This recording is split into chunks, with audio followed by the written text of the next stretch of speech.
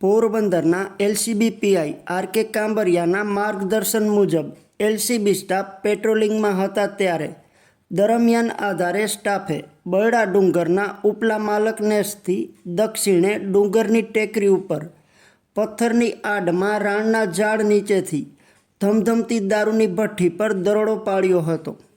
ભઠ્ઠીમાંથી દેશી દારૂ બનાવવાનો આથો લીટર 1700, પ્લાસ્ટિકના બેરલ નંગ 6, આથાની વાસવાળો 500 લીટરનો પ્લાસ્ટિકનો ટાંકો નંગ 1, પતરાના 200 લીટરના બોઇલર બેરલ નંગ 2, ફિલ્ટર બેરલ, તાંબાની ગૂંચળા આકારની નળી સહિત દેશી દારૂ બનાવવાના સાધનો મળી કુલ રૂપિયા 11,900નો મુદ્દામાલ જપ્ત કરી દારૂની ભઠ્ઠી ચલાવનાર કાટવાણ ગામની સીમમાં રહેતો આરોપી ભરત રૂડાભાઈ ગુરગુટિયા વિરુદ્ધ ગુનો દાખલ કરેલ છે.